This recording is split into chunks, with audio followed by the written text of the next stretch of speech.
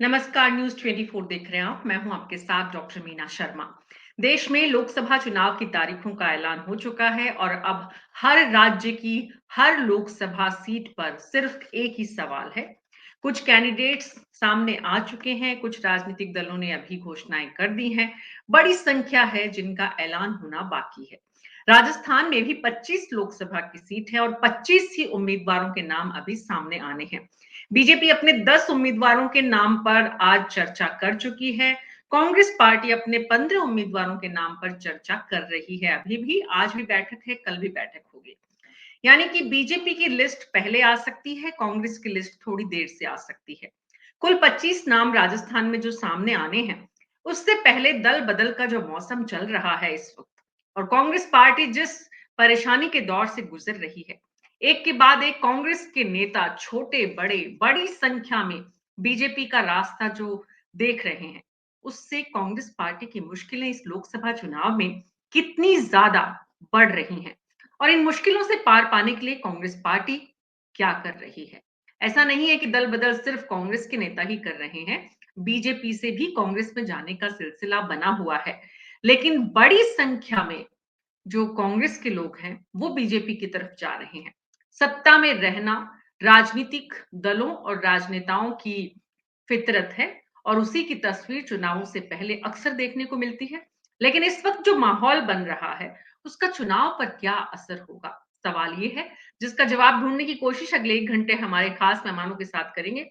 हमारे साथ कांग्रेस पार्टी के प्रवक्ता भीमराज जाखड़ जी हैं, बीजेपी से शैलेश कौशिक जी हैं, जगदीश शर्मा जी वरिष्ठ पत्रकार, राजीव तिवारी जी वरिष्ठ पत्रकार, राकेश वशिष्ठ जी वरिष्ठ पत्रकार भरतपुर से, मुनेश अरोड़ा जी, डॉक्टर मुनेश अरोड़ा उदयपुर से, संगीता परिक्रमा जी जोधपुर से, पवन शर्मा जी जयपुर से राजनीतिक विश्लेषक हैं और राजेंद्र मधुकर जी शेखावाटी से।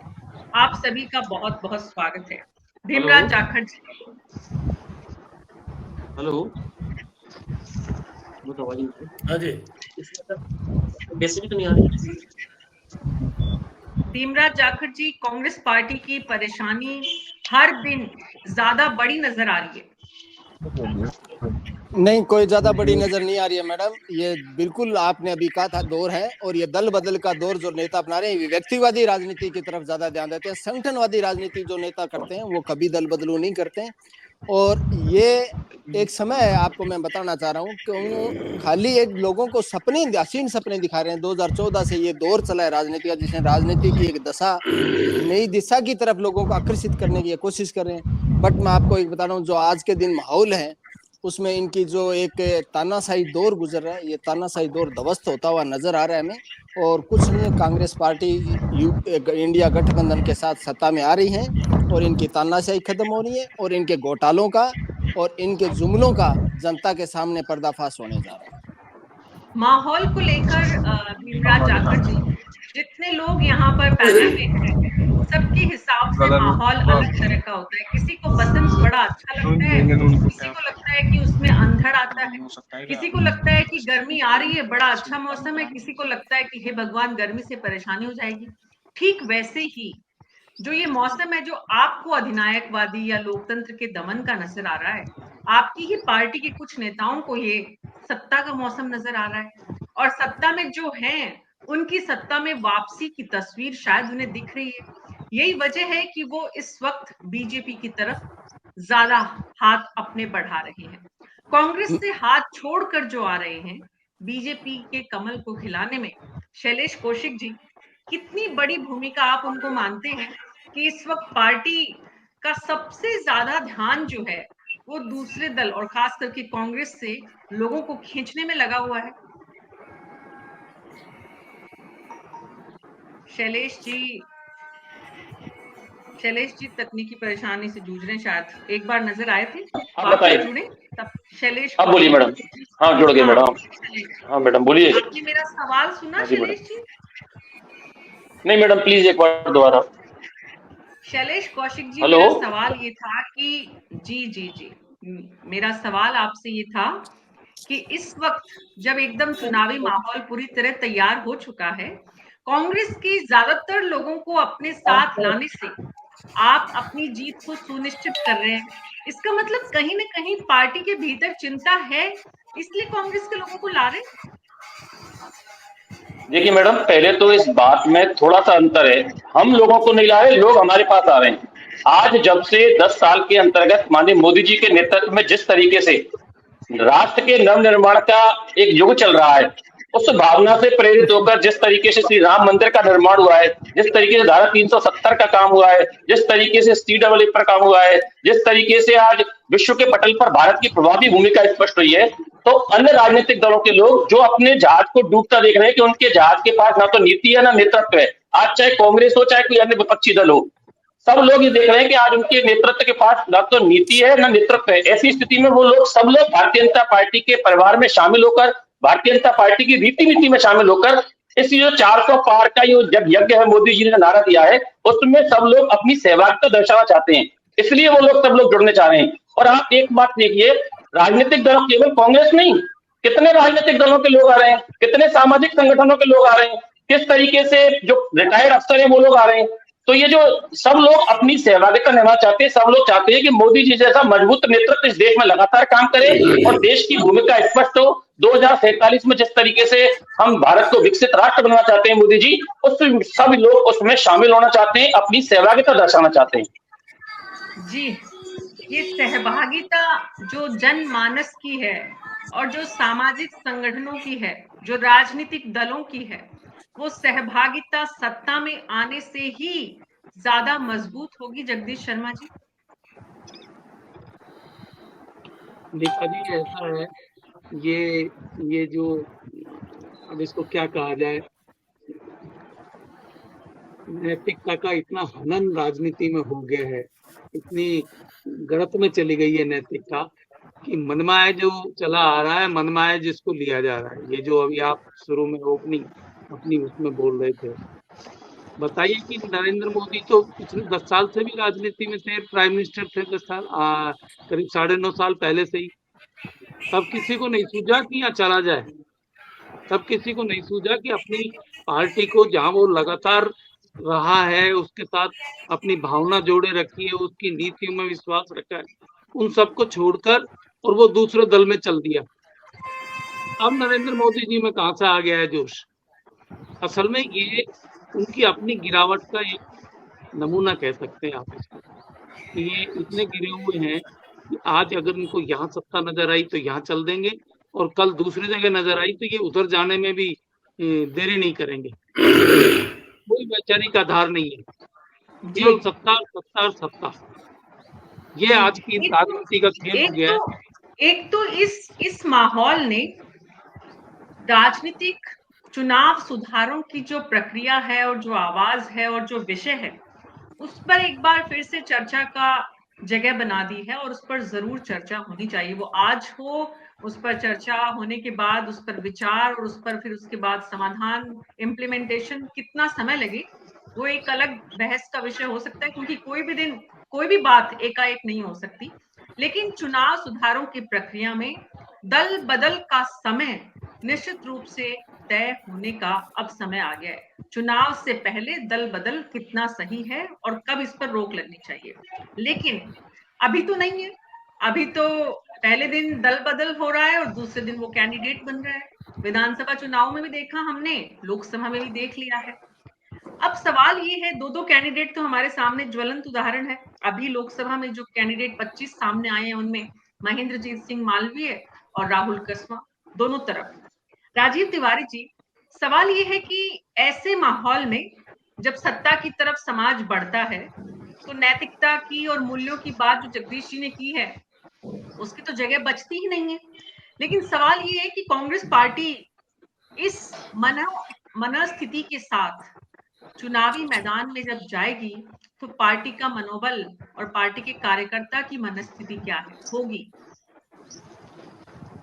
देखिए, चुनाव में अब जाने का समय कितना रह गया है। अब तो 1 महीने बाद, तो आज से अगर देख लें तो 30 दिन बाद मतदान ही हो जाएगा शुरू। पहला चरण 19 तारीख को है, अगले को हो जाएगा। तो मनस्थिति तो अब सबको पता है कि हर आदमी को सत्ता के पीछे जाना है। अभी जगदीश जी बिल्कुल सही कह रहे थे कि ये राजनीति एक वो कीचड़ हो गई है कि वक्त आने पर कोई उसमें कूदने में गुरेज नहीं करेगा। वो कीचड़ भी उनको अच्छा लगेगा क्योंकि सत्ता आ रही है। तो ये जो सत्ता के पीछे दौड़ने वाले हैं, तो उसके लिए चुनाव सुधार वाकई होना चाहिए। और ऐसा होना चाहिए कि जो व्यक्ति जिस दिन पार्टी से किसी से टूट के दूसरी पार्टी में जा रहा है, तो अगली पार्टी में वो अगले जो आने वाला चुनाव है उसमें अगले 5 साल तक वो ना तो कोई पद पे आएगा, ना वो कोई चुनाव लड़ेगा। कुछ इस तरीके का सुधार जब तक नहीं होगा, तब तक ये राजनीति में जो वैचारिक स्वतंत्रता और वो वाली सारी जो बातें हैं, निष्ठा और देश के प्रति समर्पण, अभी तो सिर्फ सत्ता के प्रति समर्पण है और किसी के प्रति समर्पण नहीं है। तो ये सुधार आना बहुत जरूरी है। इस देश को अगर वाकई लोकतंत्र के रूप में बनाए रखना है, तो चाहे भाजपा में जा रहे हो, चाहे कांग्रेस में भी लोग आ रहे हैं, दूसरी पार्टियों में भी जा रहे हैं। अब आप देखिए कि वो राज ठाकरे हैं, उनको उधर से सुप्रिया सुले खींच रही है, उधर से शाह साहब खींच रहे हैं। जो व्यक्ति अभी पिछले विधानसभा चुनाव में 5 सीटें नहीं ला पाया, उसके लिए इतना रोड़ा काय को मचा हुआ है। 400 की गिनती ऐसे में ही तो अब आप 101 देखिए हेमंत, मतलब ये राजनीति इतनी खराब हो गई है कि ना बाप बेटे का बचा है, ना बेटा बाप का बचा है, ना दादा का बचा है, ना देखिए आज वो हेमंत सोरेन की सगी भाभी विधायक भी थी, वो छोड़कर उधर चली गई। राहुल कस्बा जो छात्र राजनीति से होते होते यहाँ तक पहुंचे हैं बीजेपी के साथ में, वो 1 मिनट में टूट के वहां चले गए। अब वो प्रहलाद गुंजल की भी बात चल रही है, वो भी छात्र राजनीति से बीजेपी के साथ में थे। तो ये सारी चीजें ऐसी हैं कि अब जिसको जहां पे लाभ दिख रहा है, बस वो लाभ के पीछे दौड़ रहे हैं लोग जी। ये बहुत बुरी स्थिति है राजनीति की आज की तारीख में। ये जो स्थिति है, ये स्थिति जब चुनावी नतीजों के रूप में तब्दील होगी, तो तस्वीर कैसी नजर आएगी? डॉक्टर मुनेश अरोड़ा। हाँ मीना जी, मैं अपने तीनों को सुन रहा था, मैं भी जाखड़ साहब को, कौशिक साहब को, तिवारी जी को, जगदीश जी को। जो आपने बात शुरू की है, बीजेपी के अंदर जो कांग्रेस से टूट के आए हैं वो एक लंबी फौज है। एक आध कांग्रेस से टूट के गए हैं बीजेपी में, दोनों बीजेपी से कांग्रेस से बीजेपी में ज्यादा आए हैं, बीजेपी से कांग्रेस में कम गए हैं। मगर इसके पीछे की जो बात है, सबको तो संसद का टिकट नहीं मिलेगा, टिकट तो बचे, अब 10 ही बचे हैं। सबसे बड़ी बात यह कि इसकी वजह से बीजेपी के अंदर एक अनरेस्ट की पोजीशन आ गई है। जो कार्यकर्ता बरसों से बीजेपी के साथ जुड़ा हुआ था और जिसको ये, अब इसके पीछे की कहानी क्या है? इसके पीछे की कहानी यह है कि अभी अपने 1.5 साल और राजस्थान चुनाव में जाएगा, इसके बाद पंचायत राज के चुनाव आएंगे, फिर नगर पालिकाओं के आएंगे, नगर परिषदों। तो ये जो चुनाव आप आगे आएंगे, उसके लिए अपनी जगह मजबूत कर रहे हैं अभी से। ये लोग जो आ रहे हैं वो पंचायत राज और आगे के लिए अपनी जड़ें मजबूत करना चाह रहे हैं। उनको लग रहा है कि बीजेपी की सत्ता है तो हो सकता है बीजेपी में जाने से उनको वो जगह, मगर वहां जो लोग पहले से कार्यरत हैं, क्या वो जुड़ेंगे उनके साथ, उनसे मन से एक्सेप्ट करेंगे? ये एक सबसे बड़ा क्वेश्चन है। नंबर 2, आज ये भी भजनलाल जी उदयपुर में ही थे अभी थोड़ी देर पहले, कार्यकर्ताओं की बैठक ली। हालांकि कांग्रेस तो सोई हुई है पूरी तरह से, कांग्रेस का ना तो कोई सम्मेलन हो रहा है, ना कोई किसी तरह की एक्टिविटी चल रही है। बीजेपी हर तरफ दौड़ रही है, पूरे ग्रास रूट लेवल पे काम कर रही है। मगर वहां पर भी श्रीचंद कपलानी और अमृत लाल जी मीणा जो विधायक, वो दोनों में बहुत ज्यादा अनरेस्ट की पोजीशन आ गई। अभी लोग लगे हुए थे उनको समझाने में, ताकि कार्यकर्ता को, वो जो भजनलाल जी ने किया अभी 3-4 दिन के अंदर, जितने आकिया है या और जो नेता है, उनको समझा के वापस पार्टी में ला रहे हैं। तो बीजेपी फोर फ्रंट पे अपने खिलाफ जो भी आवाजें हैं उसको दबाने में लगी हुई है, उससे कॉपरेट कर रही है, उसको पार्टी की नीतियों से जोड़ रही है। जबकि कांग्रेस में ये एक्टिविटी नहीं नजर आ रही। जहां तक की टिकटों की बात जो भी डिक्लेयर होने वाली है, मेरी विजय राहट जी से बात हुई थी, विजय राहट जी से विधानसभा के चुनाव में, तो उन्होंने कहा उस समय भी हम ऐसे ही कयास लगा रहे थे और इस पर बातें चल रही थी, तो खुल के लंच पे अलग से बैठ के बात हो रही थी, तो उन्होंने ये कहा था मुझसे एक बात, अब तो वो प्रभारी हो गई हैं, तो उन्होंने एक बात कही थी, नरेंद्र मोदी के टाइम पर कोई भी नहीं कह सकता, मैं भी नहीं कह सकती कि कल किसको टिकट मिलेगा। इतना ज्यादा स्ट्रिक्ट मामला रहता है लास्ट मोमेंट तक, ऊपर के लेवल पर भी नाम ले लेते हैं, सुझाव ले लेते हैं, फिर अलग से कोई पर्ची आती है और उसके हिसाब से नाम डिक्लेयर हो जाते हैं। तो बीजेपी की जो वर्किंग स्टाइल है बहुत ज्यादा अलग है। अभी जो कांग्रेस की, जैसे अभी बात चल रही थी हनुमान बेनीवाल को लेकर के, अशोक गहलोत मिन्नतें कर रहे हैं वासनिक की कि साहब इनको से समझौता करो, और अभी तक भी वो बात बैठी कि नहीं बैठी, वो तो ऊपर वाला जाने क्या हुआ क्या नहीं हुआ। मगर इस तरह की जो कांग्रेस स्थिति है वो बिल्कुल डिफरेंट है, उनका वर्किंग कल्चर डिफरेंट है। वहां पर पॉलिटिकल नेतृत्व इतना सक्षम नहीं है कि पूरी तरह से हर चीज को पूरी तरह से एक्सरसाइज करके ड्रास्टिक रूप से कंट्रोल कर सके, जबकि बीजेपी में हर चीज पे पैनी नजर रखी जा रही है, हर चीज को ड्रास्टिक कंट्रोल किया जा रहा है। और आगामी मैंने त्रिवेदी जी से बात की, सुधांशु त्रिवेदी से बात की थी, तब उन्होंने मुझसे ये कहा था उदयपुर में कि ये चुनाव हमारे लिए सेमीफाइनल नहीं है, 2029 का जो चुनाव होगा वो सेमीफाइनल होगा। तो उस बात में बहुत बड़ा इंडिकेशन था, और वो इंडिकेशन अब दिख रहा है। भजन लाल जी जिस तरह से काम कर रहे हैं, जिस तरह से पार्टियों को तोड़ा जा रहा है, ये आज की तैयारी नहीं, ये 2029 की तैयारी है, और उसके लिए बीजेपी पूरे मनोबल के साथ लगी हुई है, उसका हर कार्यकर्ता लगा हुआ है। और जी, रही जहां तक लेकिन डॉक्टर मुनीश अरोड़ा, जो आपने कहा कि बीजेपी के भीतर ही अनरेस्ट हो रहा है, वो अनरेस्ट चुनावी परिणाम जब आएंगे उसमें भी क्या रिफ्लेक्ट होगा? मैं ये तो नहीं कह सकता कि बीजेपी, मैंने अभी एक इससे जस्ट पहले एक लाइन बोली थी कि बीजेपी डैमेज कंट्रोल करने में बहुत आगे है। तो वो अपने देखिए, अपने पहली बार भी बात हुई थी, उनके जो पन्ना प्रमुख है या उसकी जो बैक बोन नर्वस सिस्टम है वो संघ है।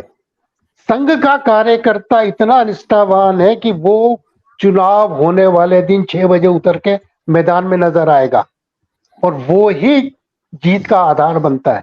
कांग्रेस तो अभी अपने मुद्दों को भी भुनाने में तैयार नहीं है।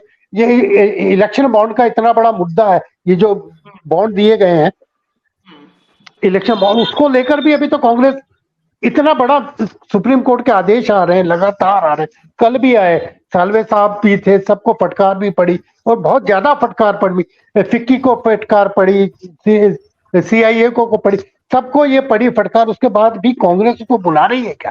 कांग्रेस बुलाने की पोजीशन में नहीं है। उसके कार्यकर्ता किसी भी मुद्दे को लेकर मुखर नहीं है, वो आपस में भी बात करने को तैयार नहीं है। जी मंच पे आके बात करें वो तो अलग है। जी, तो कांग्रेस के कार्यकर्ता की ये तस्वीर मेवाड़ में जो है, संगीता परिक्रमा जी, मारवाड़ में भी जो भजन लाल शर्मा ने जिस तरह से गजेंद्र सिंह शेखावत के विरोधी सुरों को तो एक तरह से बदल दिया है पूरी तरह से, अब वो लोग बोल रहे हैं कि नहीं अब तो हमें गृह मंत्रालय मिल सकता है। निश्चित तौर पे भजन लाल जी ने बहुत अच्छा सी डैमेज कंट्रोल किया है। जैसा कि यहाँ पर बाबू सिंह राठौड़ और शेखावत का चल रहा था, तो उनको वहां पर बुलाकर उनमें सुलह करा दी। जसवंत सिंह बिश्नोई जी को जीव जंतु कल्याण बोर्ड का अध्यक्ष करा दिया, और रविंदर सिंह भाटी भी अपनी वो तेवर दिखा रहे हैं, वो प्रेशर पॉलिटिक्स कर रहे हैं, देव दर्शन पर निकले हुए। उनका भी था कि वो निर्दलीय चुनाव लड़ेंगे, तो उनसे भी कल मुलाकात की है, मगर अभी भी उनसे पूरी तरह बात हुई नहीं है। तो वो पूरी कोशिशें कर रहे हैं। मगर आज एक जोधपुर में बहुत एक उनके जोधपुर में थे मुख्यमंत्री आज, तो यहाँ पर एक कुछ नेताओं ने कांग्रेस ज्वाइन किया, जो कि गहलोत के नजदीकी माने जाते हैं। और राजपूत समाज, मारवाड़ जो इनकी राजपूत सभा है, उसके अध्यक्ष हैं हनुमान सिंह कांगटा, वो टिकट के दावेदार थे यहाँ पर जोधपुर से। वो चाह रहे थे कि उन्हें लोकसभा चुनाव के लिए उनको टिकट दिया जाए, मगर यहाँ कर्ण सिंह उचियाड़ा को दे दिया गया है, तो वो नाराज थे, तो उन्होंने आज भाजपा ज्वाइन कर ली है। एक पप्पू राम डारा है, जिन पे यहाँ कुछ पिछले कुछ दिनों पहले इनकम टैक्स का छापा भी पड़ा था, और कोई जल जीवन मिशन का भी उनका कुछ उससे भी कुछ तार जुड़े हैं, तो उन्होंने भी आज कांग्रेस ज्वाइन किया है। और एक जगदीश कंडेला है, ऐसे करके कोई आधा दर्जन लोगों ने कांग्रेस ज्वाइन किया। तो ये कांग्रेस जोधपुर में ये इस तरह से भाजपा ज्वाइन करने से निश्चित तौर पे शेखावत को मजबूती मिलेगी और कांग्रेस के लिए बड़ा झटका है। तो जैसा कि जगदीश जी भी बता रहे थे और तिवारी जी भी बताए, तो अब ये जो किसी भी दल, खासकर अब जो नेताओं का भी दल बदल जो चल रहा है, उससे है कि इनमें कोई पार्टियों में कोई नैतिकता बची ही नहीं है, सबकी महत्वाकांक्षा भारी हो गई है। यानी टिकट नहीं मिला तो आपने पाला बदल दिया, तो ये जो चल रहा है। और दूसरे मैं एक और बात बता रही हूँ कि आज जैसे मैंने पिछली बार भी बताया था कि मानवेंद्र सिंह बीजेपी ज्वाइन करेंगे, तो आज उन्होंने मुख्यमंत्री से एक होटल में करीब काफी आधा घंटा उन्होंने बातचीत की है। तो शायद मुझे लगता है वो दिल्ली में 1-2 दिन में बीजेपी ज्वाइन कर लेंगे। तो उनका भी आपको पता है कि वो पहले कांग्रेस बीजेपी से नाराज होकर बड़े दल बदल के साथ कांग्रेस ज्वाइन किया था उन्होंने, और फिर उन्होंने सिवाना से चुनाव लड़ा और चुनाव हार भी गए थे। और अब वो राजसमंद के लिए टिकट चाहते हैं और उन्होंने आज मुख्यमंत्री से मुलाकात की है। तो मुझे लगता है शायद उन्हें टिकट दे दिया जाएगा या फिर राज्यसभा से भेजा जाएगा, जो भी है। तो 1-2 दिन में बीजेपी ज्वाइन कर लेंगे। तो कुल मिला के सभी नेता या जो भी है सभी सत्ता के साथ रहना चाहते हैं, सबको सत्ता की भूख कुछ ज्यादा ही बढ़ गई है। जी राजेंद्र मधुकर जी, मैं आपके पास आऊंगी। राकेश वशिष्ठ जी, आप भी ट्रेवल कर रहे हैं राजेंद्र जी, लेकिन पहले राकेश वशिष्ठ जी, क्योंकि मुख्यमंत्री की चर्चा हो रही है और मुख्यमंत्री के गृह जिले से वो हैं, और मारवाड़ और मेवाड़ के बाद अगर भरतपुर डिवीजन की बात करें तो यहाँ पर मुख्यमंत्री के होने से स्थिति वैसे तो पहले ही मजबूत हो जाती है पार्टी की। उसके बाद राकेश जी, क्योंकि मुख्यमंत्री का होने का मतलब एक संदेश होता है। आज तक गुजरात में उनका बेटा प्रधानमंत्री इस नाम से मतलब गुजरात में वोट पड़ते हैं, तो वैसे ही भरतपुर संभाग, अगर पूरे संभाग की बात करें तो यहाँ पर तस्वीर क्या बता रही है? देखिए मीना जी, अपने भजन लाल जी के चीफ मिनिस्टर बनने के बाद उसका राजनीतिक रूप से और सामाजिक रूप से प्रभाव निश्चित रूप से पड़ा है और यहाँ वोटों का परसेंटेज भाजपा के प्रति निश्चित रूप से ज्यादा बढ़ेगा, इस बात की उम्मीद की जा रही है। और खास तौर से सभी कास्टों में एक बात जो सबसे बड़ी अब देखने को मिल रही है, भजन लाल जी के बारे में जो अवधारणा बनी हुई थी, पर्ची वाले मुख्यमंत्री, सेंट्रल के आदेश के अनुसार काम करने वाले मुख्यमंत्री, लेकिन पिछले 4-5 दिन के अंदर उन्होंने जिस तरीके से डैमेज कंट्रोल करने का काम किया है, उससे नैरेटिव तो कमजोर हुआ कि उस आदमी की इस तरह की बातें हैं। और अब वो जिस हिसाब से वो अपनी कार्यप्रणाली कर रहे हैं संगठन की दृष्टि से, सरकार की दृष्टि से, उससे उनकी छवि बढ़ने लगी है, अच्छी होने लगी है। अब जहां तक दल बदल का सवाल है मीना जी, मेरा एक छोटा सा बात कि समाज में जो कुछ भी होता है, जो कुछ भी सोच होता है, जो कुछ भी कार्यप्रणाली होती है, उसका रिफ्लेक्शन हर जगह पड़ता है। वो उससे राजनीतिक पार्टियां भी अछूती नहीं रह सकती, राजनीतिक पार्टियों में भी उसका असर पड़ता है। अब स्थिति यह है कि जो शुरू के जो तीन दशक जो निकले थे, उसमें कांग्रेस देश, आप लोग बाकी लोग अपना ऑडियो बंद कर लीजिए। तीन दशक से जो शुरुआत समय था उसमें कांग्रेस का बोलबाला था, फिर गठबंधन की बातें हैं। अब हालत ये है कि पूरे देश में भाजपा नंबर 1 पर है और उससे विपक्षी पार्टियां लड़ने के लिए अपने आप के अस्तित्व को बचाने के लिए प्रयास कर रही हैं। अब राजनीति का जो सबसे बड़ा लास्ट ध्येय होता है वो सत्ता प्राप्ति का होता है, और यही एक राजनीति का सबसे बड़ा मूल मंत्र है कि वो सत्ता प्राप्ति के लिए येन केन प्रकरण जो भी कार्रवाई हो वो करे। अब इसमें जहां तक दल बदल का सवाल है, दल बदल में ज्यादातर अब लोगों की, जो नेताओं की हो चाहे कार्यकर्ताओं की हो, प्रतिबद्धता विचारधारा के प्रति कम रह गई है। अब उनका उद्देश्य सत्ता में रहने का और सत्ता के प्रति आगे बढ़ने का ज्यादा रह गया है। यही कारण है कि कांग्रेस के अंदर से जो भगदड़ की स्थिति बनी हुई है। मैंने तो कभी शायद मेरे ध्यान में तो नहीं है कि इतने व्यापक स्तर पर इस तरह का प्रभाव एक साइड से दूसरी साइड में हुआ हो, और कांग्रेस के लोग, हालांकि भाजपा टूटे पर कम है, भाजपा के अंदर सबसे बड़ी बात है कि मैं अपने अरोड़ा साहब की इस बात से सहमत हूँ, डैमेज कंट्रोल करने की बहुत बड़ी प्रबल शक्ति है और वो इसमें करने में सफल भी होती है। अब आप ये देख लीजिए 3-4 जगह से, अब सबसे बड़ा तो लफड़ा जो चल रहा था, जोधपुर वाला ही चल रहा था, अब बाबू सिंह जी का और शेखावत जी का, लेकिन उसको जिस तरीके से उन्होंने निपटाया अपने भजन लाल जी ने, वो एक प्रशंसनीय काम है, पार्टी की दृष्टि से भी अच्छा काम है। चित्तौड़गढ़ का मामला था, ये भी उन्होंने निपटाया। भरतपुर में भी सुखपाठ हो रही थी, निर्दलीय जो प्रत्याशी ऋतु बनावत, उनका भी चल रहा था, लेकिन उनको भी समझा बुझा के इस बात के लिए तैयार कर लिया कि वो भाजपा के साथ ही रहेंगी, भाजपा का प्रयास करेगी। ये एक अच्छी बात है। कांग्रेस ध्यान नहीं देती, कांग्रेस पर ना तो इस तरह के कोई नेतृत्व है, कांग्रेस ध्यान नहीं देती, इसलिए तो आज कांग्रेस की तस्वीर है। लेकिन एक बहुत अहम बात आपने कही राकेश वशिष्ठ जी, कि समाज का परिलक्षित तस्वीर ही राजनीति में भी नजर आती है। बिल्कुल ठीक है, समाज जिस तरह से सोचता है, राजनीतिक दलों के लोग भी उसी समाज से आते हैं। और समाज आज ही नहीं, समाज हमेशा से ही सत्ता के साथ रहने का आदी रहा है। इसलिए लोकतंत्र से पहले राजशाही में भी सत्ता के लिए बाप बेटे को लड़ते हुए और भाई बहन को लड़ते हुए और पता नहीं किस किस को लड़ते हुए, पत्नी को पति से, हमने देखे हैं अनगिनत उदाहरण। लेकिन उसके बाद भी एक हकीकत ये भी है कि इसी समाज में सत्ता की जंग के बीच कुछ लोग हमेशा ऐसे होते हैं जो समाज को नैतिक मूल्यों के रूप में बचाए रखने का काम करते हैं। आज ये जिम्मेदारी समाज की और ज्यादा बढ़ जाती है। सत्ता में रहना और सत्ता में रहने की इच्छा रखना कभी भी गलत नहीं हो सकता, लेकिन सत्ता में रहने के लिए नैतिकता को पूरी तरह से दरकिनार कर दिया जाए, या फिर कांग्रेस पार्टी ने वाकई में ऐसे हालात पैदा कर दिए हैं, क्योंकि बहुत सारी जिस तरह से दल बदल होने के बाद नेताओं की जो प्रतिक्रियाएं आ रही हैं, वो बताती हैं कि कांग्रेस पार्टी के भीतर सुनवाई नहीं थी। भीमराज जी, मैं आपके पास आऊंगी, लेकिन राजेंद्र मधुकर जी, शेखावाटी में कांग्रेस पार्टी के अध्यक्ष भी अपने लोगों को रोक नहीं पा रहे हैं। तो ऐसे में सबसे ज्यादा बड़ी चुनौती उन्हीं के लिए है, क्योंकि ये चुनाव उनके नेतृत्व में होना है। वहां क्या हालात है? शेखावाटी की बात करें तो यहाँ जो पलायन हुआ है, वो पलायन जो है कांग्रेस से बीजेपी में नहीं, बल्कि बीजेपी से कांग्रेस में हुआ है। राहुल कस्बा ने जो है बीजेपी को छोड़कर के कांग्रेस का हाथ थाम दिया है।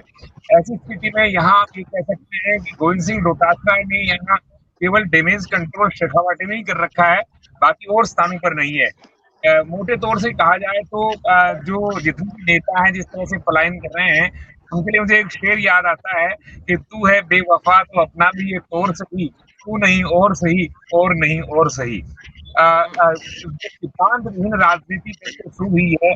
अगर किसी नेता का टिकट काट दिया जाता है तो नेता ये कहता है कि मैंने काम किया, पार्टी के लिए मैं समर्पित था, लेकिन अमुक व्यक्ति ने टिकट काट दी। राहुल कस्बा कह रहे हैं कि बंधु ने मेरी टिकट कटवा दी, यानी उनका इशारा राजेंद्र सिंह राठौड़ पर था कि 1 तारीख को मैं बातचीत कर रहा था, 2 तारीख को राजेंद्र मधुकर जी, शेखावाटी में राजेंद्र राठौड़ और राहुल कस्बा के बीच डैमेज कंट्रोल कराने में भजनलाल शर्मा सफल क्यों नहीं हुए? सुमेधानंद सरस्वती के खिलाफ जो स्थानीय विधायक का चुनाव लड़ने वाले बागी होकर, क्या नाम है उनका, हाँ जी, वो वहां पर डैमेज कंट्रोल कराने में भजनलाल शर्मा सफल क्यों नहीं हो रहे? क्या वाकई में इसकी जरूरत नहीं लग रही है अभी सीकर में, खास करके क्योंकि चूरू में तो हो चुका है, हाथ से निकल चुका था मामला, इसलिए भजनलाल शर्मा ने मोर्चा उठाया और उसके बाद उनका एक सशक्त व्यक्तित्व सामने आ रहा है। लेकिन शेखावाटी में स्थिति संभाल नहीं पाई बीजेपी। बिल्कुल आपने सही प्रश्न किया। वस्तुतः राहुल कस्बा के से यूं कह लीजिए, राहुल कस्बा जब जाने का मन नहीं बना रहे थे, बल्कि उनको 1 तारीख को जानकारी नहीं थी कि दूसरे दिन आपकी टिकट कटने वाली। इसका मतलब है कि भारतीय जनता पार्टी में सर्वसम्मति से राठौड़, सीपी जोशी, मुख्यमंत्री सबको पता था और उसका कारण था। राठौड़ पूरी तरह से कन्विंस कर दिया सीएम को कि देखिए, राम सिंह कस्बा का एक ऑडियो वायरल हुआ था जिसने कहा था कि आप अपना वोट अपनी कौम को दीजिएगा। तो कहीं ना कहीं एक ये अप्रत्यक्ष रूप से कहा जा सकता है कि राजेंद्र सिंह राठौड़ को हराने का काम किया है राम सिंह कस्बा ने। ऐसा, हालांकि कोई वीडियो हम दावा नहीं करते, लेकिन ये सोशल मीडिया में लगातार जाहिर है, और राजन सिंह राठौड़ ने भी कहा है कि ये हराने में राम सिंह कस्बा की भूमिका रही है, और इसलिए राठौड़ ने जो है अपने प्रयास की टिकट कटवाई है। रही बात सीकर की, तो ताराचंद भाईल जो है वो अभी तक जिस तरह से ग्रामीण अंचल में वो भागदौड़ कर रहे हैं, ऐसी स्थिति में मुझे लगता है कि सीकर में कहीं ना कहीं बीजेपी का कोई ऐसा कैंडिडेट मजबूत नहीं है जो डैमेज कंट्रोल कर सके, और इसका बड़ा अभाव भी है। और क्यों नहीं पता नहीं, सीएम को इसकी जानकारी है नहीं, या होगी तो निश्चित रूप से वो अगर वो फॉर्म भरेंगे, पर्चा भरेंगे, जानकारी नहीं हो ऐसा तो मुश्किल है, लेकिन सीएम की वो प्राथमिकता में क्यों नहीं है, ये सवाल है। सुमिधानंद सरस्वती पे उनको भरोसा है, उनको लगता नहीं है कि ताराचंद धायल कोई उनका बहुत बड़ा नुकसान कर पाएंगे, या उस तरह की तस्वीर अभी जैसे जोधपुर और मेवाड़ में दिख रही थी वैसी शेखावाटी में नहीं दिख रही है, इसलिए उसको प्रायोरिटी पे नहीं लिया गया। ये तमाम सवाल हैं जिनका अगर हमारे कार्यक्रम नेताओं में भी महत्वाकांक्षा है। यही नहीं, सुभाष महरिया भी टिकट चाह रहे थे, हरिराम रणवा भी टिकट चाह रहे थे। तो एक होता है ना कि ठीक है, अगर डैमेज कंट्रोल करना है या नहीं करना, उनको लगता है कि हमको टिकट नहीं मिली तो हम डैमेज कंट्रोल क्यों करें, क्योंकि ऐसा माना जाता है कि ताराचंद जो धायल है उन पर भी कहीं प्रत्यक्ष रूप से प्रेम सिंह बाजोर का हाथ था, ऐसा जनसामान्य में चर्चा का विषय बना हुआ है। तो ये कारण भी हो सकता है जी। तो शैलेश कौशिक जी, ऐसे में सवाल ये उठता है कि शेखावाटी प्राथमिकता नहीं है, या आपके कैंडिडेट पे आपको ज्यादा भरोसा है, या फिर समय आना है शेखावाटी का भी उदयपुर और मारवाड़ के बाद? देखिए मीना जी, जिस तरीके से हमारे पार्टी के शीर्ष नेतृत्व द्वारा, चाहे संगठन के हों चाहे सत्ता से भजनलाल शर्मा जी हों, द्वारा जिस तरीके से जो भी कहीं छोटे मोटे अगर कार्यकर्ताओं में या किसी विधायक प्रत्याशियों में जो कुछ मनमुटाव थे, सबको जैसे कि अभी सभी वरिष्ठ पत्रकारों ने कहा, मैनेजमेंट किया, सबको समझाया, सब मान गए। आज हमारे यहाँ यही एक वो है कि क्वालिटी कि हम जब अपने काम संगठन के स्तर की हमारी जो रीति नीति है उससे जब बात करते हैं तो हमारे यहाँ कहीं अंतर विरोध की बहुत ज्यादा स्थिति नहीं हो पाती, न रह पाती है। जहां तक आप शेखावाटी की बात कर रहे हैं, शेखावाटी का समय भी आने दीजिए। निश्चित रूप से आपको सीकर में कोई ऐसी निश्चित स्थिति नहीं मिलेगी कि कोई वहां ऐसी अविश्वास की स्थिति या अंतर विरोध की स्थिति रहे। अभी जैसे कह रहे हैं प्रेम सिंह बाजोर जी या किसी भी अन्य नाम की, अभी बाजोर साहब को भी अध्यक्ष बनाया है सैनिक कल्याण बोर्ड का, ऐसा कोई हमारे बीच में मतभेद और ऐसी स्थिति नहीं है। आप देखिए, भारतीय जनता पार्टी एक साथ, एक रूप में, एक मत में, एक नेतृत्व में चुनाव लड़ेगी और 25 की 25 सीटों को जिताकर माननीय मोदी जी को यहाँ से 25 कमल के फूल के रूप में माला पहनाएगी। हर सीट का एक कमल का फूल का प्रत्याशी होगा और वो जीतेगा। राहुल कस्मा और उनके बाद अब प्रहलाद गुंजल की भी बातें आ रही हैं, तो ये कितना आपको नुकसान करेंगे, या आप एक दो लोगों के जाने से कोई फर्क नहीं पड़ता? मैं आपके पास वापस आऊंगी। भीमराज जाखड़ जी, भीमराज जाखड़ जी, आपने सभी पैनलिस्ट को सुना है, सभी अलग अलग संभागों का रिप्रेजेंटेशन यहाँ कर रहे हैं और अपने अपने क्षेत्र के दिग्गज हैं, राजनीति को भी समझते हैं, व्यवहार को देख रहे हैं। आपको चिंता नहीं होती? मैडम, चिंता किस चीज की? चिंता हम जनता के बीच में जाके चुनाव लड़ रहे हैं। हमारा कार्यकर्ता, आज आप कह रहे थे अभी का कार्यकर्ता नहीं दिखेगा आपको। कार्यकर्ता, हमारा कार्यकर्ता बूथ लेवल पे काम कर रहा है, और मैं भी पिछले 10 दिन से दौरे पे हूँ, और आज मैं मानगढ़ में बैठा हूँ, यहाँ बैठ के मीटिंगें कर, सॉरी मैं डिस्टर्ब हो गया। मैं ये कह रहा हूँ, मैं मानगढ़ हूँ, मीटिंगों में हूँ मैं भी, बट मैं बता रहा हूँ एक एक बूथ पे किसानों और मजदूरों से मीटिंगें हो रही है और हम काम कर रहे हैं। और जो तानाशाही का दौर है, वो तानाशाही का दौर खत्म हो रहा है। ये खींच के ले जा रहे होंगे, ईडी का किसी को व्यय दिखाते हैं, किसी का सीबीआई का दिखाते हैं। कभी कभी कह रहे थे प्रवक्ता, कह रहे हमने 370 उठाया। का 370 किसके लिए उठाया था? अडानी के लिए उठाया या अंबानी के लिए उठाया था? ये भी एक सवाल खड़ा होता है। जब सत्यपाल मलिक सवाल उठाते हैं तो उन पर छापा मारा जाता है, पर वो फाइल किसकी थी उसका कभी जिक्र नहीं आता। इलेक्ट्रल बॉन्ड को देख लीजिए, इलेक्ट्रल बॉन्ड का काला सच अब सामने आ गया, इस पे ये कभी जवाब नहीं देंगे। पर हम तो पूछना चाहते हैं, आपके मामले पहले भी पूछा है कि ईडी कब चढ़ेगी अडानी की सीट? इन सवालों का जवाब तो दीजिए। इन सवालों का इनके पास जवाब नहीं है। देश को किस तरह लूटा जा रहा है, किस तरह पूंजीपतियों के हाथों में संस्थाएं बेची जा रही है, और किसानों और मजदूरों की लाशों पे कैसे ये लोग राजनीति कर रहे हैं, ये सोचने वाला विषय है। और पर आज एक चीज ये नोट कर लीजिए, इनकी तानाशाहियां ये खत्म हो रही हैं, और इसलिए घबराए हुए लोगों को खींचते जा रहे हैं, क्योंकि इनके नाम पे वोट मिलने वाले नहीं है। जनता सब जानती है, इनको पता है कि किसी मुद्दे पे, एक मुद्दे पे ये जनता के जाके इनके पास मुद्दे होते हैं तो जनता को बताते हैं कि हमने ये काम किया। कौन सा काम किया? विश्व के अंदर आप देख लीजिए कैसे अपनी थूथू हो रही है, कैसे बेरोजगारों को आपने सड़कों पे डंडों से मार मार के भगाए जा रहे हो, कैसे आपने बेरोजगारों की 25 लाख सीटें खाली पड़ी है, आप उनको भर के बताइए ना जनता को हमने आपको रोजगार दिया है। आपने महंगाई कम तो नहीं करी, पिछले 18 महीने $50 कच्चा तेल सस्ता आप कर देते ना सस्ता। आप किसानों की, आप सत्ता में आए थे तब आपने कहा था 2800 रुपए गेहूं खरीदे, तो आप तो 2400 रुपए में खरीद रहे हो। आपने कह रहे थे कि हमने ताजेवाड़ा हेड का समझौता किया, कांग्रेस ने तो 6 लाइनें बिछाई थी, आपने 3 पे कर रहे हो, और उसका MOU आप जनता को नहीं बता रहे हो। आपने ERCP का किया, 2464 क्यूसेक का पानी का आपने समझौता किया, जिसमें से 1780 क्यूसेक तो पीने के लिए है, 286 आप इंडस्ट्रीज को देंगे। बताइए कौन से 2 लाख हेक्टेयर की सिंचाई कहां से करोगे? इनके सवालों का जवाब नहीं है, खाली जुमले फेंके जा रहे हैं, और जुमले वही हैं जैसे नोटबंदी में फेंके गए, 2-2 करोड़ रुपए, 2 करोड़ रोजगार के लिए और 15-15 लाख में खातों के लिए। इन बातों का कभी जिक्र नहीं आएगा मैडम। और 750 किसान शहीद हो गए, वो काले कानून किसके सहारे पे ले गए, उसका आज तक जवाब नहीं लिया, क्योंकि ये पूंजीपति मित्रों के लिए तो रेड कारपेट बिछाते हैं, जब किसान मजदूर न्याय मांगते हैं ये गोली और लाठी बंदूक से बात करते हैं। अंग्रेजों के मुखबिर थे और अंग्रेजों की रीति नीति पे चलने वाले हैं, और उनको पहले भी किसानों के बेटे ने भगाया था, आज ही किसानों के बेटे इनको भगाएंगे, और इनका दौर शुरू हो चुका है। ये 2024 में आपको मोदी जी भी नहीं मिलेंगे, अमित शाह भी नहीं मिलेंगे, और लिस्ट देखनी पड़ेगी कि किन किन पूंजीपतियों को इन्होंने लोन देके देश से भगाया है। अभी CA लाए हैं, तो हम पूछना चाहते हैं कि 8 लाख जो करोड़पति लोग देश की नागरिकता छोड़ के भागे, वो क्यों भागे हैं, और कौन कौन गुजराती पैसे लेके यहाँ से बैंकों का पैसा लेके हर महीने भाग रहे हैं? इन सवालों का और मूलभूत मुद्दों से ये भाग रहे हैं, उनका जवाब नहीं है। ये राम मंदिर का जिक्र करेंगे, कभी 370 का करेंगे, पर पूछना चाहते हैं कि 370 में B को चेंज किया गया, खाली जमीनें खरीदी जा रही और कुछ नहीं है। मणिपुर कैसे जल रहा है उसमें जिक्र नहीं करेंगे। किसानों के आपने हाँ करी थी, बोले हम MSP लाएंगे, कहाँ गए आपके मुद्दे? क्या थोतले थे, क्या जुमले थे? और शिक्षा स्तर तो इतना गिरा दिया मैडम कि वर्ल्ड के अंदर अपने बच्चों को, ऑस्ट्रेलिया की 8 यूनिवर्सिटी अपने बच्चों को एडमिशन देने से मना कर रही है। आप इनका जवाब पूछिए। आप ये कह रहे हैं मेडिकल शिक्षा सुधारें, एम्स के अंदर आप CT स्कैन और MRI के लिए जाइए, 6 महीने का अपॉइंटमेंट मिलेगा मरीज को, तो मरीज 6 महीने में जिंदा रहेगा क्या? इन सवालों का इनके पास कोई जवाब नहीं है। राजस्थान में आए, बोले हम ये घोषणा करें, चिरंजीवी योजना घोड़ा है, सरकारी अस्पतालों की OPD 2.5 गुना बढ़ गई है। उनके अंदर आप सचिन शर्मा एक बच्चा था जिसकी गलत ब्लड चढ़ने से डेथ हो गई, इनके नेता बाल मुकुंद और गोपाल शर्मा वहां जाके भाषण तो ठोके, घोषणा करें, उनके घर में राशन तक के पैसे नहीं, उसका बाप बीमार है, माँ बीमार है, और कोई कमाने वाला नहीं है, उसके उनका इनका कोई जवाब नहीं मिलेगा। और रही बात पर्ची वाले मुख्यमंत्री, तो इनका तबादला उद्योग अभी चल रहा था, और तबादला उद्योग बंद हो गया तो भजनलाल जी बाहर घूमने निकल गए। भजनलाल जी लाल बत्ती पे नहीं रुकने वाला देते, और मुख्यमंत्री आप देश राजस्थान के, आपकी एक एक मिनट कीमती है। आप कोई कांग्रेस BJP के मुख्यमंत्री, देश के राजस्थान की जनता के मुख्यमंत्री, पर मैडम इनका ये दौर है, ये बुरे वक्त का दौर खत्म हो रहा है, और किसान और मजदूर इनको भगा रहे हैं, और आपको ढूंढने से नहीं मिलेंगे, ये मैं कह रहा हूं। और कांग्रेस की सरकार आ रही है, और एक एक जो आज इनकी ED और CBI इनकम टैक्स के सारे ये चुनाव लड़ रहे हैं, वो सबका हिसाब बराबर किया जाएगा। और कैसे वित्तीय संस्थाओं को बर्बाद कर रहे हैं ये लोग, इन चीजों को सोचने की और समझने की जरूरत है। जी मैडम। राजीव तिवारी जी, कुछ समझ में आ रहा है आपको? कांग्रेस की सरकार इस देश की जनता ला रही है?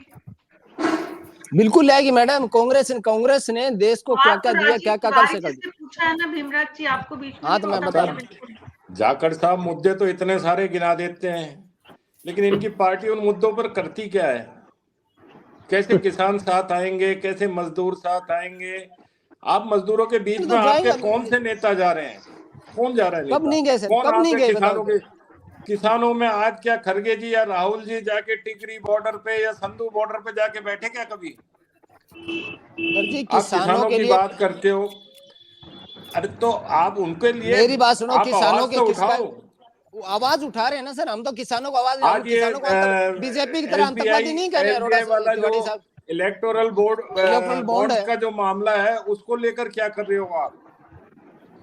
सर जी, इलेक्ट्रल बॉन्ड के लिए हर 643 जिलों में कांग्रेस ने प्रदर्शन किया, 3-3 बार किया, ऐसा नहीं है कि नहीं किया। अब रही बात मीडिया की, मीडिया कोई मीडिया दिखाता है, कोई मीडिया कोई गोदी मीडिया नहीं दिखाएगा, वो अलग बात है, जनता तो देख रही है ना। साहब मीडिया में छपे ना छपे, हम तो मीडिया वाले, हमको तो पता पड़े कहाँ कितना प्रदर्शन हुआ, वो तो दिखता है कि नहीं दिखता? तो सर जी मीडिया वाले को सबको पता है, मीडिया इलेक्ट्रॉनिक मीडिया पे ना आए, कहीं ना आए, लेकिन जो आम आप सोशल मीडिया पे देखे, सोशल मीडिया पे आया ना, कैसे नहीं है? सोशल मीडिया पे आया, कैसे नहीं है? 2 बार तो जयपुर में खुद भी गए हूँ सर तिवारी साहब। तो चलिए, आपने बहुत प्रदर्शन किया, बहुत किया, वो 4 जून को सब चीजें सामने आ जाएंगी, लेकिन कांग्रेस कोई बात नहीं, इस बार ये चुनाव जिस गंभीरता से लड़ना चाहिए था वो गंभीरता कांग्रेस में कहीं दिखाई नहीं दे रही। ये आप भी मानोगे इस बात को कि आप सर लोग जी कांग्रेस भीमराज गंभीरता जी, से लड़ रही है भीमराज और जी, गंभीरता से ले भीमराज हाँ जी, जी हाँ जी भीमराज जी जो बोल रहे हैं ना आप, कोई बात नहीं, ये कहाँ से सीखा आपने? क्यों क्या हुआ? नहीं अच्छी बात है, कोई बात नहीं।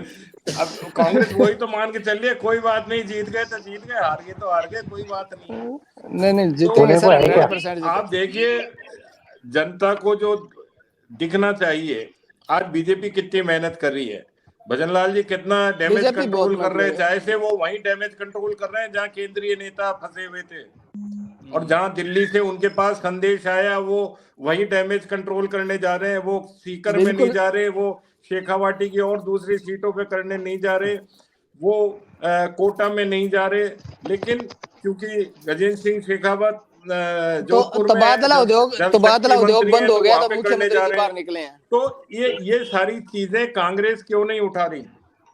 मैं कह रहा हूँ हमको तबादला ये दिख उद्योग नहीं रहा। आचार संहिता कारण बंद हो अरे गया। भीमराज जी, मुख्यमंत्री तबादला उद्योग तो बाड़मेर में फंसे थे, 5 साल चला था, वहाँ पे 5 साल चला था पूरा किसी तबादला तरह नहीं चला उद्योग। था, और ये किसी पहली तरह बार किसानों को पहले से नहीं ऐसा मिलता हुआ था है, आपकी तरह, ये जिस तरह पहली आपका बार तरफ ऐसा होता हुआ था। है कि किस हाँ। तरीके से ट्रांसफर हुए। आप पहली बार तबादला किस आप क्या बात कर रहे हो? अरे जंतर आप मंतर तो देखिए कैसे मुझे आपके तो नेताओं एक को बात का बदला जवाब दे जाता दो। है। मैं इतने वरिष्ठ मणिपुर को पत्रकारों देखिए के ना, सामने आपसे एक प्रश्न पूछता हूँ, क्या आपके वरिष्ठ नेता चुनाव से क्यों भाग रहे राजस्थान में? क्यों अच्छा कोई पहले नहीं चुनाव भाग नहीं लड़ रहे, रहे? सब यही क्यों है, सबसे यही पहले चुनाव लड़ेंगे, नहीं लड़ रहे? चिंता करने क्यों की जरूरत दीपी ही ज्योति नहीं है। चुनाव नहीं लड़ रहे? क्यों क्योंकि हरीश चौधरी चुनाव लड़ रहे? क्यों वो तो रवि हमारा शंकर चुनाव नहीं लड़ रहे? और आपसे क्यों आपके आपसे मुख्यमंत्री जिनकी आपसे सारी पूछ के जिंदगी लड़ेंगे क्या? राजनीति जोधपुर से हुई है, आप अपने कौन बेटे है? के झाड़ू ले आप गए? कौन है? क्या कांग्रेस करनी की है तरफ मुझफ्फरपुर इशारा चुनाव करने लड़ाने की? आप आपके अपने नेताओं गिरेबान में में आत्मबल नहीं है, आपके नेताओं में शक्ति आत्मबल नहीं सब है। कुछ है, आपके आप नेता अपने गिरेबान में ये जाके हाथ मान चुके हैं कि आप ये 2024 के फ्रस्ट्रेशन चुनाव में बाहर दौर आने में नहीं दे है। आपका, इस आपको आपके फ्रस्ट्रेशन को गठबंधन के कंट्रोल लोग, कीजिए। ममता बनर्जी और आपको एक सीट नहीं दे रही, आरजेडी ने अभी क्या बीपी नीति लगी है?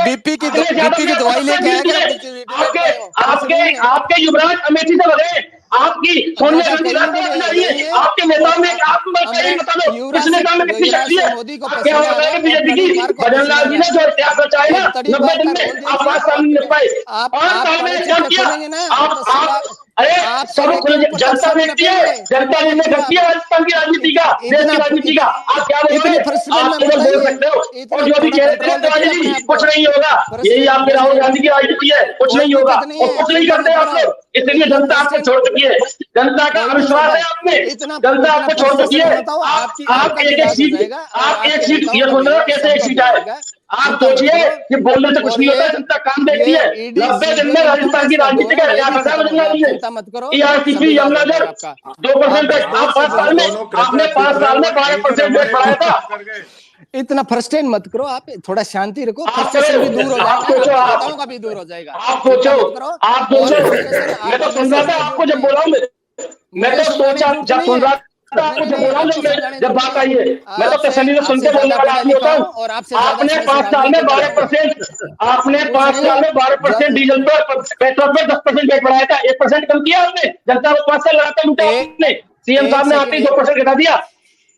अरे आप तो बराबर का कह रहे थे, हरियाणा पंजाब आप का, पहले कहाँ चला गया आपका सोचो, वादा? जब कच्चा तेल सस्ता हो रहा है, आप महंगाई कम करने कोई कह रहे हो, तो कच्चा हिंदुस्तान तेल में कोई सा ऐसा प्रदेश है या डीजल पेट्रोल एक पे मिल सकता है? कितना रूप में मिल लेता है? एक आप पूछिए एक सब सेकंड, पत्रिका बेटे, ऐसा रूप मैं में जवाब नहीं देता हूँ। नहीं है कि राजस्थान गंगानगर चले जाओ तो भरतपुर चले जाओ, डीजल की रेट तो पेट्रोल की रेट एक है। आप ऐसा है, आप एक सेकंड, मैं गंगा, मैं आपको बीपी हाई क्यों कर रहे? नहीं बीपी हाई नहीं कर रहा, मैं जवाब दे रहा हूँ। इतनी देर से बोल रहे थे जो मैं बोलने वाले, इतनी देर से बोल रहे थे। जवाब मैं देता हूँ आपको, रुकिए आप, रुको, नहीं, मैं डीजल पेट्रोल पे, सुनो, एक minute madam, Meena ji, diesel petrol पे, एक सेकंड, मीना जी प्लीज, मैं एक डीजल पेट्रोल पे जवाब देता हूँ। देश में अंतिम बार डीजल पेट्रोल 22 मई 2022 को तय हुई थी और कच्चे तेल की कीमत $115 थी। आप नॉलेज पढ़ के आना डाटा, इस डाटा में फर्क मिले तो मुझे बोलना, क्योंकि नॉलेज आपके पास नहीं है और बिना तारीख चिल्लाने से डिबेट नहीं होती है। पढ़ा करो, पढ़ के करो, और अज्ञानता का परिचय यहाँ मत दिया करो, रिपीट। और 9 फरवरी 2023 को कच्चा तेल $81.55 था, और जब आप 16 जून 2017 कंपनियों तेल की कीमतें अंतरराष्ट्रीय बाजार के अनुसार आप निर्धारित करने की छूट दी, तो कच्चा तेल सस्ता होगा, इनको घटाइए ना। आप अपनी बात पे कायम नहीं हो तो किसको ज्ञान बांट रहे हो आप? आप पहले पता कीजिए कि आपकी सरकार ने कच्चे तेल पे क्या गाइडलाइन आपके ज्ञान का जवाब 2004 में जब सरकार में आई थी क्या रेट थी? क्या रेट थी 2004 की? आपको पता है? पहले 2004 की रेट मालूम है क्या आपको क्या थी? 2004 की रेट बताओ और 2014 की रेट बताओ। जरा मैं आपसे पूछ रहा हूँ ना, ज्ञान की बात कर रहा हूँ, ज्ञान की मेरे मौजवानी है, बताओ 2004 पे क्या रेट थी, 2014 में क्या रेट थी? और ज्ञान सुनिए आप, प्लीज एक मिनट सुनिए आप, मैं आपको कह रहा हूँ ऑडियो बंद करना पड़ेगा मुझे। मैडम इनको क्या है, डाटा नॉलेज नहीं है, चिल्लाने से कोई आवाज थोड़ी दबती है, आप ऐसे चिल्लाते रहिए, चिल्लाने से नहीं होता। जब मैं आपको पूछ रहा हूँ भीमराज जी 2004 और 14 की डीजल पेट्रोल की रेट बता दो ना, पूछ रहा हूँ मैं आपसे, जब आपकी सरकार आई थी और गई थी क्या रेट थी, पूछ रहा हूँ मैं आपसे, बता दो। वो सारी पहले पूरी कर लो, फिर जवाब दूंगा ना। आप इधर देख के बताओ, मैं मौजवानी बता दूंगा आपको। लड़ने की मूक जबानी बताना होता तो बता देते ऐसे। जंग को लड़ने की एक रणनीति होती है, उसके लिए तो हथियार उनको होते हैं, बोलिए उसके लिए हथियार बिल्कुल, मैं डाटा से सवाल ये मैं बिल्कुल सब है, मैं सब मैं सब सैनिकों की बात कर रहा हूँ और पूरे डाटा के साथ बात कर रहा हूँ इनका से। और इनको कहिए कि कच्चा तेल पूरे विश्व वर्ल्ड में सस्ता हो गया था, तो इनको सस्ता करना चाहिए। हरियाणा पंजाब के बराबर करने का था, वो आपसे नहीं हुआ, क्योंकि थोतले वादे और जुमले बीजेपी की रीति और नीति हैं। और किसानों मजदूरों की आप लाशों पे राजनीति कर, वसुंधरा से पूछिए कि कितने किसानों गोलियों से बूंदा था, गुजरों को कितने के बूंदा था, और जाटा को कितनी गोलियों से बूंदा था, वो पूछ के आइए और फिर बात करिए। पार्टी के वरिष्ठ नेताओं की नहीं सुनी, पहले समय से वो सुनते तो पार्टी की ये हालत नहीं होती। आज आप जैसे प्रवक्ता अगर जनता की आवाज नहीं सुनेंगे तो आपको भी परेशानी वैसी होगी जैसी आला कमान को हो रही है। जगदीश शर्मा जी, भीमराज जी का जो आत्मविश्वास है, भीमराज जी के पास जो मुद्दे हैं, कांग्रेस पार्टी को कितनी सीट, वो तो सरकार बना रहे, आपके लिहाज से ग्राउंड रियलिटीज और जो तस्वीर आप देख रहे हैं, कांग्रेस पार्टी को कितनी सीट आप देखते हैं, कांग्रेस अलायंस को? भीमराज जी तो खैर अब गायब हो गए, उनका एक तरीका है बात करने का, आ जाएंगे, वो सब्जेक्ट पे नहीं करेंगे, सब्जेक्ट पे नहीं करेंगे, सब्जेक्ट से इतर कितनी बात करवा लो आप उनसे। आज बात हो किस बात पे रही है और ये क्या गिना रहे हैं। और मैंने ये उस दिन देखा था बजट के ऊपर, बजट के ऊपर ये गिना रहे थे कि बजट में क्या नहीं है। बजट में तो ऐसे तो कोई बजट ही नहीं बन सकता अगर ये गिनाना सुनो। मैं रोजाना मेरे से सुन लो आप, कितनी चीजें नहीं है, किसके कामकाज में, किसके काम में कमी है, कौन क्या नहीं कर रहा है। मैं बता दूं कि राजीव तिवारी जी जो है ना, ये नाकर नहीं आते, ये ठीक से दाढ़ी बनाकर नहीं आते। अब मैं किसके व्यक्तित्व पे बोल रहा हूँ, मैं किस चीज पे बोल रहा हूँ। तो कहने का मतलब ये है कि हाँ, भीमराज जी जो है, नहीं मैंने तो कई दिनों से नहीं बनाई, भीमराज जी जो है वो सब्जेक्ट पे नहीं बोलते, सब्जेक्ट से इतर बोलते हैं। आप कभी भी देखिएगा, हमारे साथ खूब आते हैं, अच्छे साथी हैं, नॉलेज भी रखते हैं। और नॉलेज, अब ये पेट्रोल के प्रोडक्ट, रॉ पेट्रोल के ऊपर जो कीमतें गिरी हैं उसकी बात बता रहे हैं। ये बात है कोई आज से 18 दिन पहले की, जब $60 का रेट हुआ है। लेकिन ये नहीं बताएंगे कि पिछली गवर्नमेंट जो मनमोहन सिंह जी की थी, वो पेट्रोल डीजल खरीद के मामले में जो 6.5 लाख करोड़ रुपए का बॉन्ड जारी करके चली गई थी, वो बॉन्ड का भुगतान कौन करेगा? वो भुगतान हो रहा है आज वो प्रॉफिट से, प्रॉफिट में है कंपनियां, ऐसा नहीं है, लेकिन वो उनको भुगतान करना पड़ेगा। और भुगतान, अब ये चुनाव आ गए हैं तो गवर्नमेंट ने चाहे थोड़ी कोशिश कर भी कुछ पैसा उन्होंने घटाया है, 1 रुपया एक्साइज में किया है, 2-3 रुपये हमारे यहाँ पर जो है वो वैट कम कर दिया है, उसकी वजह से हुआ है, तो 4-5 रुपए का जो है फर्क पड़ गया है। ये काम तो ये भी कर सकते थे कांग्रेस के, अभी 3 महीने पुरानी तो बात है, कौन रोक रहा था इनको? इन सवाल करेंगे नहीं, ये गिनाएंगे कि बीजेपी ये नहीं कर रही है, बीजेपी ये नहीं कर रही है।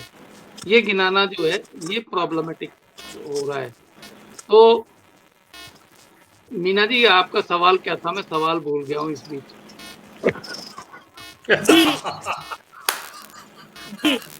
क्योंकि भीमराज जी से आपने भीमराज जी के साथ अटका दिया हमको, मैं आपका सवाल भूल गया। आप तो बिना सवाल के बोलो, अच्छा लगेगा। बहुत सही जा रहे थे। कहने का मतलब है, मैं जो ये सवाल, जो आपका मूल सवाल था उसके बारे में बोल रहा था कि ये नैतिकता का जो पतन हुआ है हमारे राजनीति से, लोकतंत्र खतरे में है या नहीं, क्योंकि इस देश की पब्लिक जो है वो बहुत स्ट्रांग है, स्ट्रांग माइंडेड है, वो जानती है अपने हकों को, और जिस देश ने लड़कर आजादी ली है वो लोकतंत्र को इतनी आसानी से खत्म नहीं होने देगी। ये इतने जो है ना भ्रष्ट जो पॉलिटिशियन है, किसी भी पार्टी का हो, भ्रष्ट पॉलिटिशियन इस देश के लोकतंत्र को छेड़छाड़ नहीं कर सकते। जगदीश जी, मीना जी ने ये सवाल पूछा था कि कांग्रेस की कितनी सीटें आप समझ रहे हो आएंगी? कांग्रेस की कोई सीट आने वाली नहीं है। राजस्थान की बात कर रहे हो ना आप? हाँ, राजस्थान में कोई सीट कांग्रेस की आने वाली नहीं है। मुझे नहीं लगता जगदीश जी ओवरऑल भी बता दो, ओवरऑल भी बता दो। 2 दफे हो चुका है, पिछले 2 चुनाव में कांग्रेस को एक भी सीट नहीं आई। वैसे ही ये रिजल्ट अब इस बार भी मुझे लगता है ज्यों का त्यों रहने वाला है, और 25 की 25 सीटें एनडीए के कोटे में जाएंगी। ठीक है, बहुत बहुत शुक्रिया आप सबका। आज तो मुझे जी माफी चाहती हूँ, बहुत तकनीकी परेशानी से जूझकर हमारे यहाँ भी पावर का इश्यू आ गया था। तो मैं आप सबका बहुत बहुत शुक्रिया इस चर्चा में शामिल होने के लिए न्यूज़ 24 पर।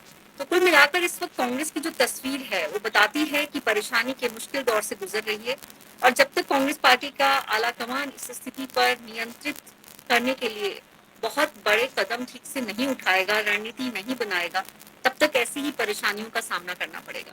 न्यूज़ 24 पर आज मेरे साथ इतना ही। नमस्कार।